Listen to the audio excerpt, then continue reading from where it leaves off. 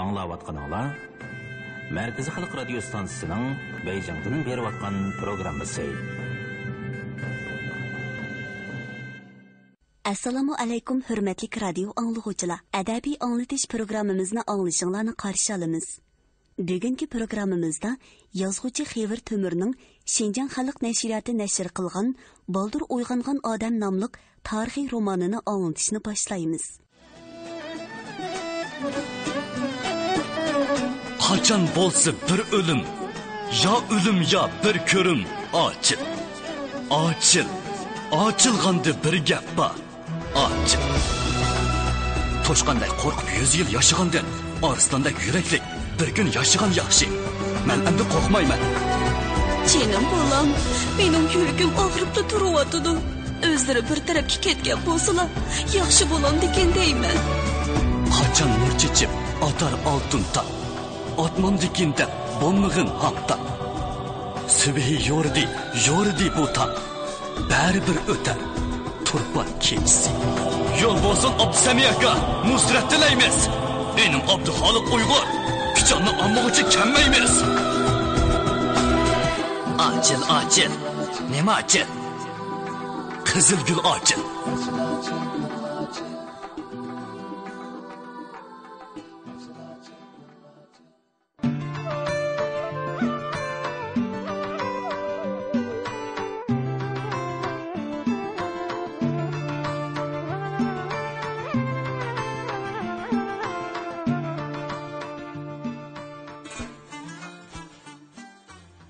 Yazğıcıdın. Salam kitapxon. Qo'lingizdagi kitobni yarqin ma'rifatchi, taraqqiyparvar, xalqparvar inqilobiy shoiri Abduxoliq Uyg'ur qurbon bo'lganligining 50 yilligiga beg'ishlayman. 1901-yili Turpan Yangi shaharda dunyoga kelgan Abduxoliq Abdurahmon bolalik davrida dastlabda diniy o'qishda, ya'ni madrasada, keyin Xanzuchida a'lo natijada o'qidi. O'zligidan ijtihod qilib, ruscha va mo'ng'ulcha til yeziq o'rgandi. Shunda qilib u arab, faris, xanzu, rus, mo'ng'ul til yeziqlarini egallab, zamonasining atrofli bilimga ega, taraqqiyparvar, ma'rifatparvari bo'lib yetishdi. Shoirning ijodiy faoliyatlari 1920-yildan 1932-yilgacha bo'lgan oraliqda kamolatga yetgan edi. Afsuski, uning hayoti qisqa kelib qoldi. 1933-yili 3-oyning 13-kuni Jallod Shingsay, Pichan, Turpan, To'sin qatorliq joylarda qirg'inchilik yurgizib, minglagan begunoh fuqarolarni qirgan vaqtda shoir Abduxoliq Uyg'urg'imi ziyonkashlik qildi. Shoirning qo'lyozmalari butunlay degudek yo'qolgan. Hozir kishilar tarafidan yotqi ilib olganlari ratlanib e'lon qilinayotgan bo'lsa-mu, ular faqat daryodan tomchi. Ma'lumotlarga qaraganda, shoir qurbon bo'lib hafta o'tgandan keyin shoirning validasi Niyoz xonimning ruxsati bilan shoirning do'stlari 2 xalta qo'lyozmani saqlab qilish uchun akatgan. Afsuski, u qo'lyozmalar keyingi davrlarda u do'stlarning qo'lidan yo'qolgan. Matbuotlarda e'lon qilingan she'rlardan shoirning ideyasi, muhabbati, o'ziga xos uslubi, talanti, shundaqla taraqqiyparvarligi, ma'rifatparvarligi, xalqparvarligi, vatanparvarligi va inqilobiy umidvorligi to'liq namoyon bo'ladi. Shoirning qisqagina ijodiy hayotida yezib qoldirgan cho'nqur ma'niga ega she'rlari biz uchun qimmatli adabiy miros. Shundaqla Uyg'ur adabiyotining taraqqiyoti uchun zo'r tuhfa. Uning har xil temada yozgan o'ziga xos uslubda, quyuq milliy alohidlikka ega she'rlari yaqinqi zamon Uyg'ur adabiyoti tarixida alohida o'rin tutdi va cho'lpondek chaqnab turdi. She'rlardagi hissiyotining kuchlikligi, ta'sirining cho'nqurligi, muhabbat nafratning ro'shanligi, tafakkurning mo'lligi, mazmunning ommibobligi Abduxoliq Uyg'urning ijodiyatidagi yana bir yorqin alohidilik. Shoir o'zining ijodiy asarlari bilan shu davrning tarixiy, siyosiy vaziyatini, jaholat, xurofot taraflarini, zulm asoratni, xalqning orzu tilaklarini va inqilobiyligini to'liq aks ettirib bergan. Uning she'rlari ijtimoiy reallik bilan chambarchas bog'langanligi uchun xalqning qizg'in olqishiga sazovor bo'lgan. Xalqning zehniga cho'nqur o'rnashib, qalbida puxta saqlangan.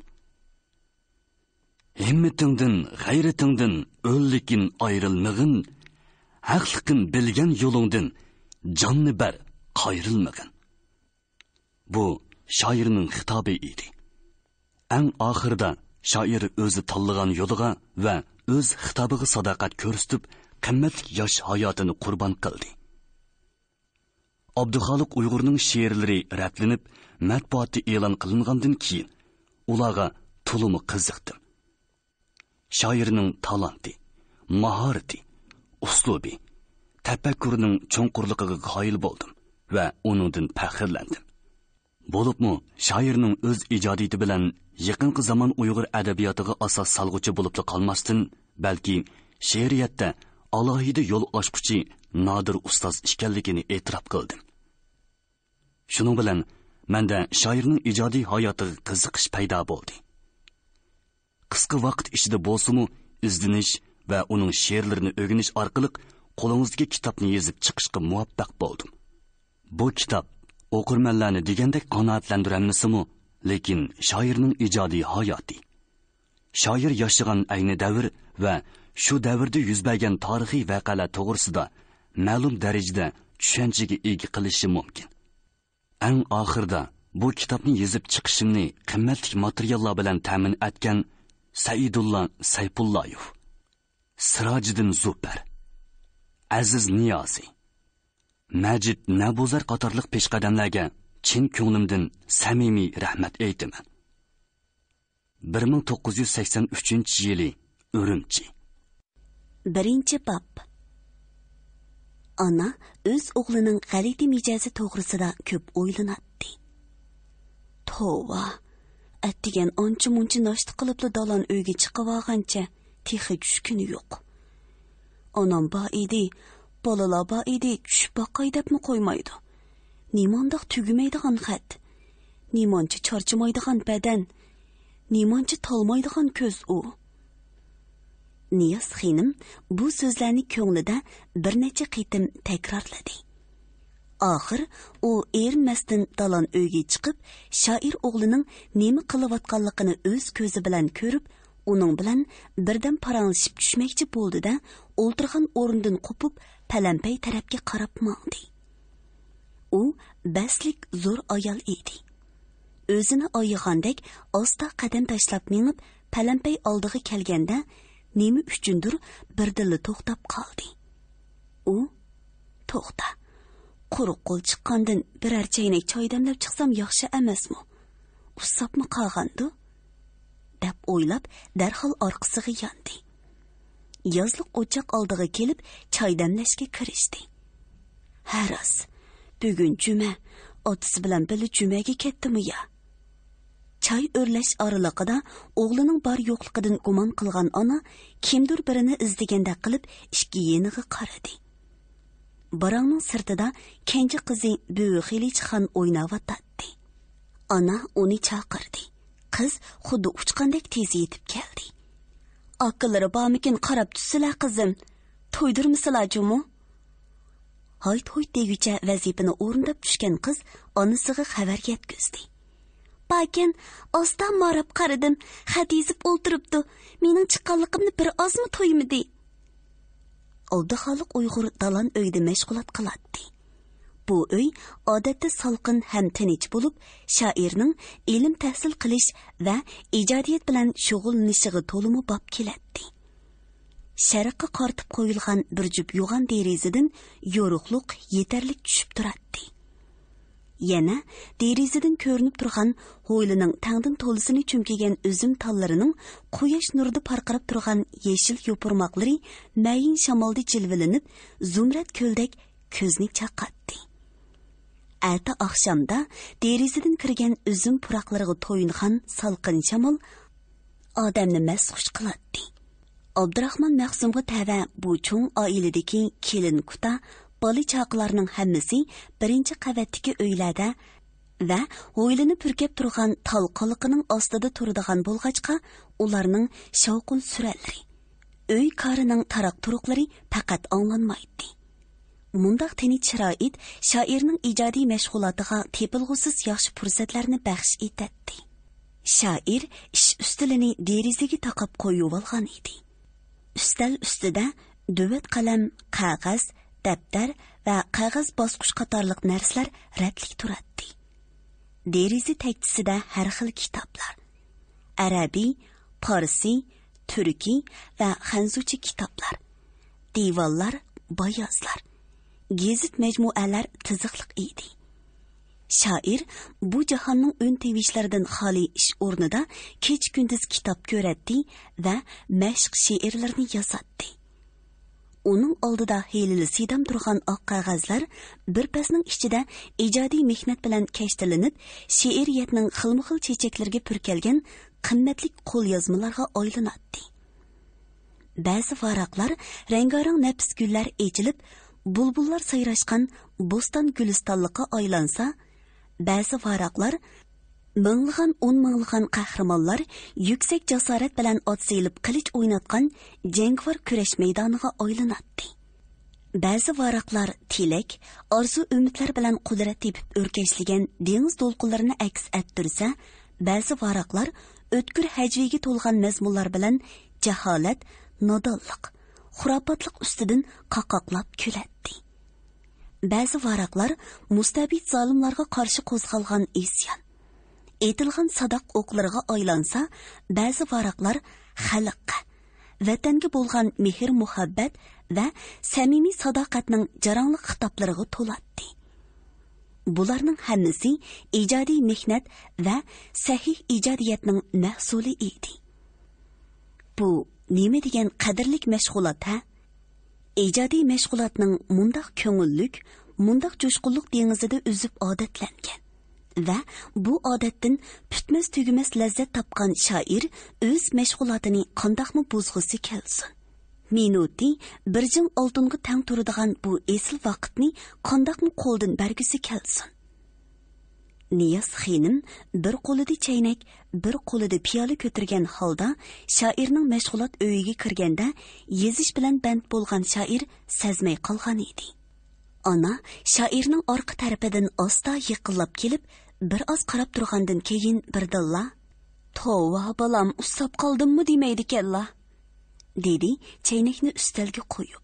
Ana, qachonlarda kirib oldilar? Zo'r baxtlar talpinib ishga berilgandan kelar debdi Abdulla To'qay. Tova nima deydi-xandu? Men kirgili na vaqt. Sili bo'sili bir xiyollarda yo'q yezivatdilar, sizivatdilar. Nimanchi tugumaydigan xat bu.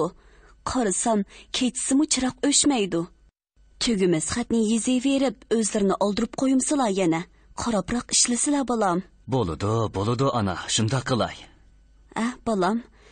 Xat yezaverib zerkanda, ko'zlar talganda, oncha-muncha talatuzga chiqib, bog'larga kirib saygidab kirsilar. Ko'ch-ko'ylarga chiqib sayliqib kirib, ondan yozsilimi bo'ladi. Ana. Men zerikkanda qalam eng yaxshi sozim mening. Aytingizchi, ushbu turmush tang emasmi xon bilan? Voy xudoyim-ey, texi shundoq gap bormi? Amsi o'zlariga xolloch turmush nasib bo'lg'ay balam. To'xtasizlar, oyig'i bor. Kun-tuni ham uyqu yo'q, vijdon azobi yanichu. Alni uyg'otmoq tilak har tongda bir cho'qon bilan. Hey, silining bu ishlarga otalari toza rozi emas-chu balam. Otamning toza rozi emasligini bilib turibman. Bilgandikin, otalarining gaplarini ozroq bo'lsa-mu anglab qo'ysizlar. Ota-onaning so'zini anglash biz bola bo'g'ichlarning farzi, albatta anglaymiz. Obdan balam anglasizlar. Otalarining maqsadi uncha yomon emas. Silini ko'zimizning yo'riqida biror ishning beshini tutib olsin deydi shu. Otamning xiyolicha men qaysi ishni qilsam yaxshi bo'lar? Otalari silini yomildi putukchi yoki to'ngchi bo'lishni xohlamasa, do'kon ochib savdogarchilik qilsami bo'ladi deydi. Savdogarchilik? Savdogarchilik. Men o ishni qamlashtirolmasam-chi? Voy, nemishqa? Boshqalarni aplashtirib qilyotdi-ku. boshqalar qamlashtirgan ishni balki men qamlashtirolmasligim mumkin. Chunki men u ishning ahli emasda. Mana qiziq, bu qandoq gap endi? Jinim ana, savdogarchilik deganga oyog'i chaqqan, og'zi ittik odam bo'lishi kerak. Undaq bo'lmaganda foyda topolmaydi. Uning ustiga yolg'onchilikmi aralashib kelishi kerak. Masalan, bir sarga olgan molni insof qilsam, bir sar ikkimiz qolga. Insof qilmasam, 1,5 sarga oldim deb yolg'on aytib setishim kerak.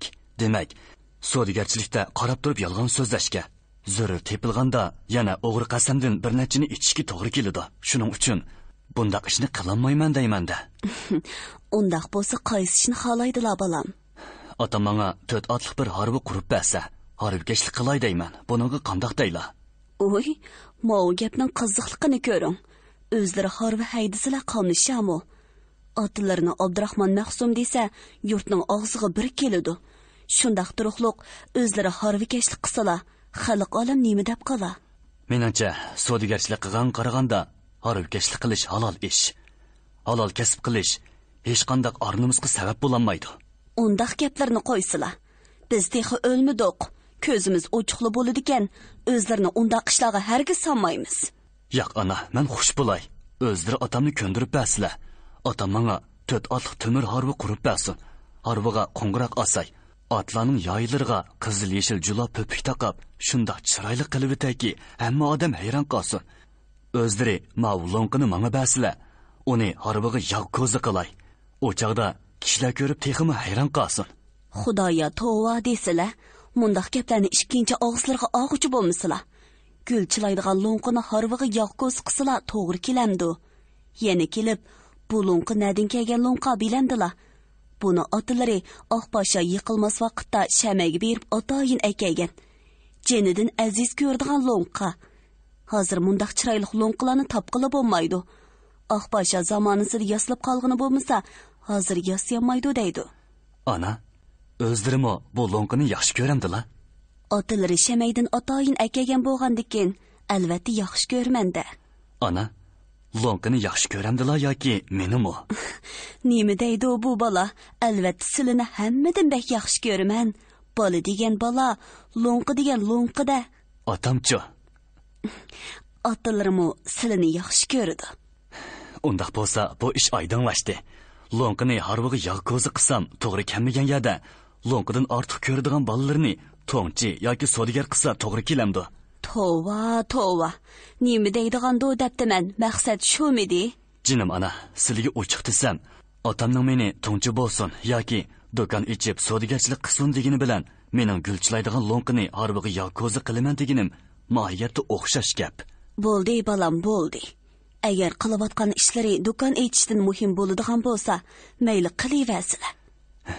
Otamning maqsadicha, menmi bir mahsum yoki yomulda to'ngchi bo'lsam, bo'lmaganda savdogarchilik qilsam, ko'ngildagidek ish qilgan bo'lardim. Ammo men bu ishlarning hech qaysisiga qiziqmayman.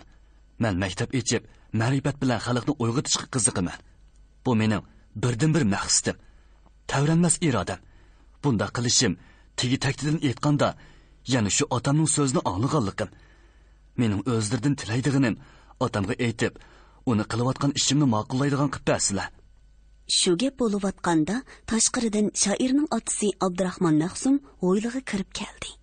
U jumadan yongan edi. Uchisiga navatrang shoyidan yaktak kiyib, beshiga oq salla o'ragan. Doim chas soqollarini qirdirib, pokiz, so'latlik yuradigan Abdurahmon Mahsum salmoq qadam tashlab dalonga chiqib, ularning so'zi ustidan tushdi. Ha, ishkinglar nima deb mondishyapsizlar? Bolaning yozganlariga qarab o'ltirdim. Uning nimasiga qaraydilar? Buning qilayotgan ishi mubolag'achilik. Shoir degan yolg'onchi keladi. Kichkina shivoqni ko'rsa, bog'i bo'ston, jannatul ma'vo deb maqtab og'zida ko'pik qaynaydi. Ko'zdan oqqan bir tomchi yoshni ko'rsa, daryo yosh oqdi deydi. Hammasi mubolag'a. Birini maqtug'us kelsa, osmonga ko'tarib, arshalog'i ochiq qolaydi. Yerga urg'us kelsa, vaylun dozoqqa cho'kirib yetalaydi. Bularning yozgan bir nimalari sapli mushundaq ish. Abdurahmon Mahsum bir tiniqda nurg'un so'zlab, Niyoz xinimni boshlab tuvanga tushib ketmoqchi bo'lgan edi. Shoirning so'zi uni to'xtatib oldi. Meni qazdixonlik qilyotidi deb tushungan bo'lsalari, shundoq deyishga haqliq. Amsa, sen nima? Senmi shoirg'u? Ko'may turib hukm chiqasla qandoq bo'ladi? Avval ko'rib, ondan bir nima demamdilar.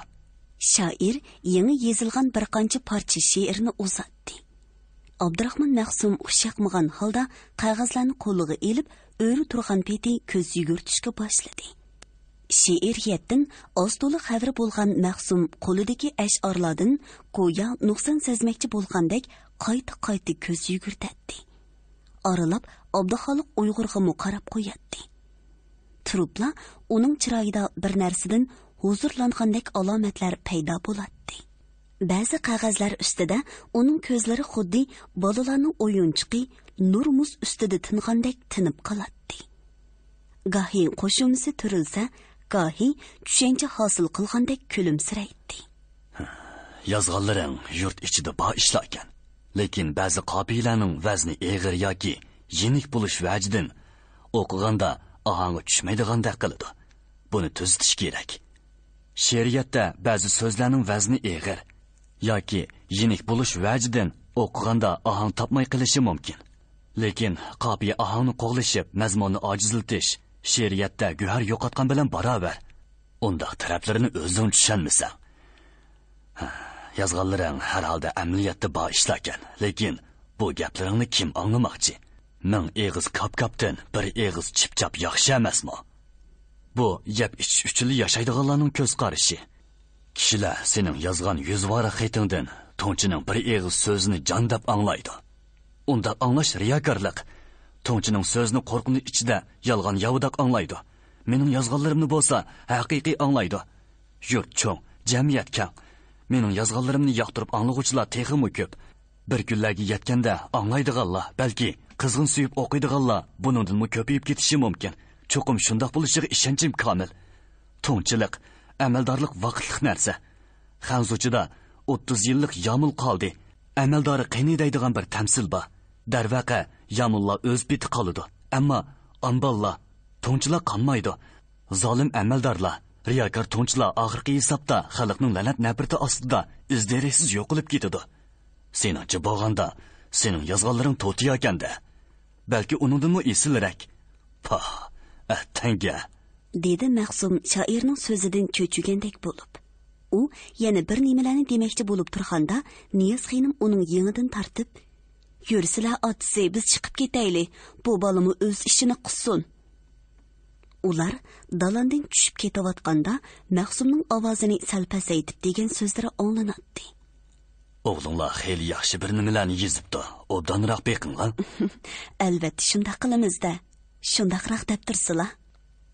Atisi bomdatdan yongan shoir to'p-to'g'ri dalan uyga chiqdi-da, odati bo'yicha kecha yezilgan qo'lyozmalarni bir-birlab ko'zdan kechirishga boshladi. U har bir kopiyani erinmasdan qayta pishiqlab chiqardi. Birdamdan keyin Oyimxon noshtilik ko'tarib chiqib keldi. Shoir uning qo'lidagi noshtilikni ko'rib hayron bo'ldi. Mundaq bo'lishi sababsiz emas edi. Chunki noshtilik, tushlik, kechlik g'izolarning hammasi barang ostida ota-bola jaddiy jamat jam bo'lib birlikda yeyiladi. Shoir bu o'zgarishning sababini bilish uchun Oyimxonning shahlo ko'zlariga intizorlik ilkida tikildi. Biroq Oyimxon iltifot qilmadi. Taki yaqinlab kelib patnosni shoirning ustiliga qo'ygandan keyinla labbida qarab labshirin kulimsirdi. Kuchlik intizorlik ichida qolgan shoir Oyimxonning sehrli ko'zlarini uchirtish bilan tang vujudiga illiq bir sezim taradi.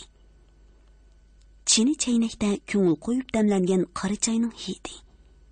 Tonurdan yangi so'yilgan issiq shirmon nonning mazalik puruqi dimoqlarni g'idiqlaydi. Chini taxsida turgan pokiz chayqalgan hiqiqdek sapsiriq bir sapoq uzum marvoyitdek parqiraydi. Shoir o'z vujudini titirtayotgan she'rin hissiyotlar ilkida patnosdagi maishatlarga yiqimliq nazar tashlab hayron bo'lgan qiyofatda so'radi. Voy, bugun ish boshqachilig'i. Bugundan boshlab o'zlarini alohida kutadigan bo'ldik. Katta gap-ku. Atam shundoq o'rlashtirdi. Sizlarga tushdimi, keshdimi ayrim g'izo etib beradigan bo'ldik. Shunda qisi bo'lamdi ekan? Xudoyim ba'zi payg'ambarim g'ing qilmabdi degandek, otam shundoq o'rinlashtirib edi, boshqalarimiz g'ing qilamadik.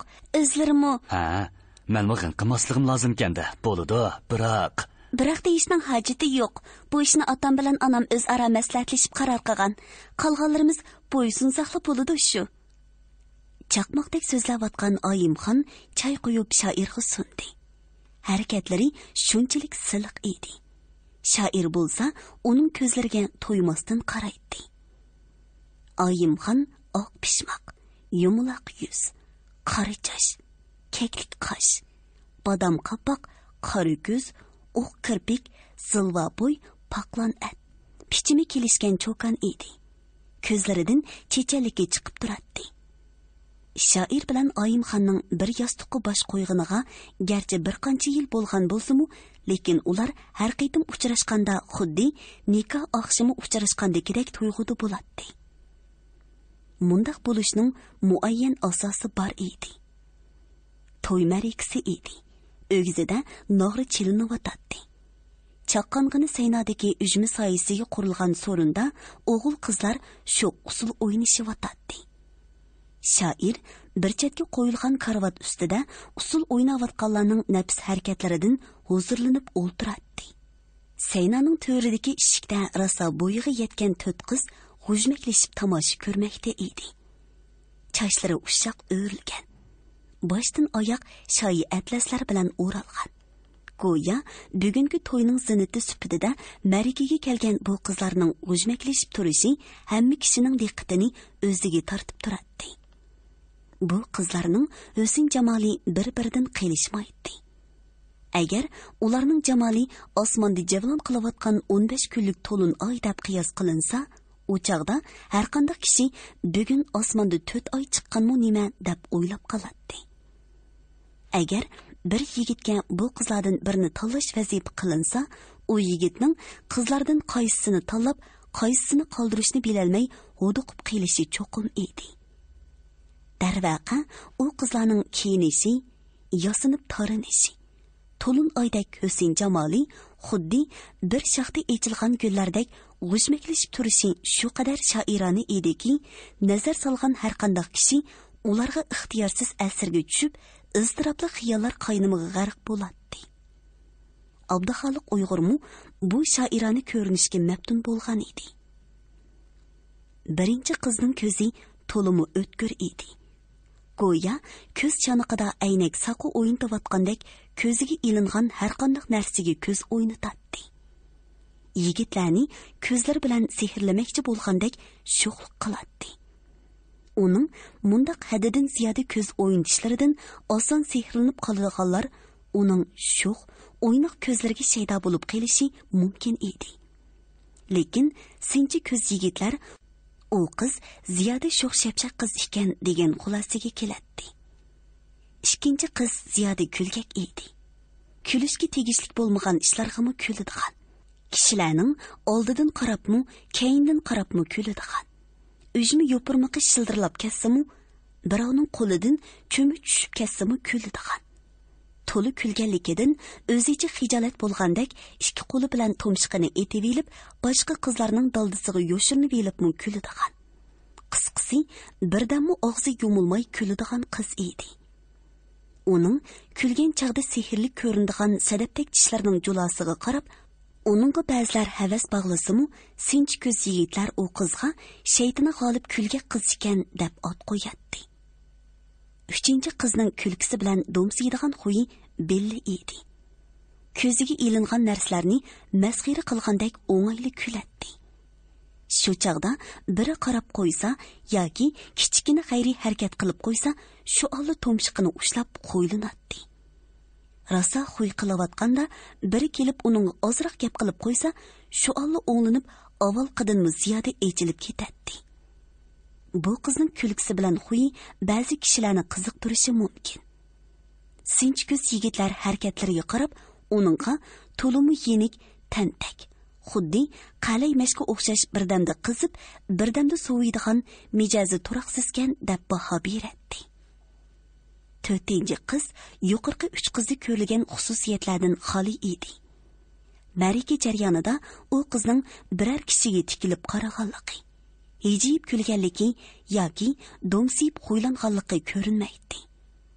U qiz butun diqqati bilan usulchilarning o'zgacha mahoratlarini tomosha qiladi. Chiroyda ko'rilgan o'zgarishlardan u qizning usul san'atidan qattiq ta'sirlanayotganligi, mahoratlardan hayajonlanayotganligi ko'rinib turadi. Uning turqidan eg'ir besiq, yuzi to'van, nomuschan, zira qiz ekanligi chiqib turadi. Nag'ri chelinib birer soat davom qilgan ma'rikada birinchi qiz yosh shoirga kam deganda 50 qitimchi qarab, munchoqdek ko'zlarini o'ynatib bezor qilgan bo'lsa, ikkinchi qiz to'li kulib ziyrik turgan edi. Uchinchi qiz 25 qitim kulib, 25 qitim do'msiyib, oncha yaxshi ta'sir qoldirmagan bo'lsa, to'rtinchi qiz butun ma'rika jarayonida uningga bir qitimmi nazar qirini solmasdan, boshdan oyoq ixlos bilan tomosha ko'rib, uningda qandoqdir bir xil kuchli qiziqish tuyg'usi paydo qilgan edi. Nima degan sirli qiz bu? Shoirga bu qiz qandoqdir mo'jiza va xislatlar bilan to'lgan sehrli tilsimotdek to'yilishga boshladi. Dunyoda tilsimotni echishdek qiziqarliq va ko'ngillik ish bo'lamdi. Shoir u qizning ko'zini uchirtishga tirishib ko'rdi, lekin mumkin bo'lmadi. Qiz zodili qaramaydi. Shoir buning bilan to'xtab qoladimi? Bu mumkin emas. Sirlarning mushkulini echish, bo'g'jumi ichida ching saqlangan narsani elishga herisman bo'lish yigitlarda bo'ladigan o'rtaq xususiyat. Shunga shoir bu qizni qo'lga keltirib, uningdagi mo'jiza sirlarini bilish qaroriga kelgan edi. Shu kundan boshlab shoirning vujudiga qizning o'ti tutashgan edi. Bu o't uni xeyli bir mezgilgacha bearam qildi. Kechalari o'tga tushgan qildek to'lg'an turdi. U zargarning to'lumidek uzun-uzun uratdi. Lekin Niyaz xonim zerak ayol bo'lganlikdan o'g'lining dardini tushunib, uning davosini ancha kechiktirmayla hal qilib, uni dard alamdan xalos qilgan edi. Bugun shoirning piyolasiga choy quyib berayotgan Mahbubi Oyimxon dal uning qalbini o'rtagan qizning o'zi edi. Shu kunlargacha Mahbubining mo'jizalarini intayin kuchli havas bilan qiyzayotgan shoir uningga qandoqmi to'ysin. Shoir bir burda nonni yeb tugutish oralig'ida Oyimxonni uchratgandan tortib, hozirgacha bo'lgan jarayonni bir qur aslab o'tdi. Undaq bo'lsa, bundan keyin o'z qo'llari bilan damlangan choylarni ichib, o'zlari atgan taomlarni yeb huzurlangudakman. Albatta shundoq bo'ladi. Bu qig'illarni qandoqmi to'lab ketaman endi. Meni o'qitib savodli qilib qo'ysili kupoya. U ancha qiyin ish emas. Oyimxonning ko'nglini tindirgan shoir uni va'dasining yolg'on emasligiga ishontirmoqchi bo'lgandek, uning ko'zlariga o'tliq nazar tashlab, illiq kulimsirab qo'ydi. 2-bob. Avgust oylari. Turpan o'ymonliqining bulutsiz tiniq ko'kida javlon qilayotgan parlaq quyosh bu vodiga cheksiz mehr bilan nur sepmoqda edi. Go'yo algakdan o'tgan oq undak to'kilib turgan kun nuri bu vodini nur dengiziga aylantirgan edi. Mo'shiyad ekanda. Jama temidagi qo'ziqqa bog'liqlik turgan kulrang otni ko'rgan ishga otliq kishi tangli so'zlab otdan tushdi-da, otlarni puxtalab bog'lagandan keyin munar ichidagi oylanma palampay orqali yuqori o'rladi. Bu chaqda shoir munar ustida turib, quyosh nurida oltindek yaltirab turgan bepoyon Turpan vodisiga nazar selayotdi. Ay, quyoshning himmatiga eng ko'p erishgan suyumlik diyor. Himmatga boy ona Turpan. Sening ulug'lig'ing, butun xosiyatlaring sana quyilib turgan ana shu oltin nurda. O'z ona yurti Turpanga quyoshdanmi ortiq muhabbat bog'lagan shoir hayojonini besib ololmay so'zlayotdi. Ay, mehri otash guhar zemin. Uzun tarix qomuslarda zikr qilingan madaniyatning oltin bo'shigi. Qadinos Turpan. Sen tarixda rasa gullanib, insoniyat madaniyatiga o'chmas to'pilar qo'shgan oltin davrlarni o'z beshingdan kechirgan emasmi?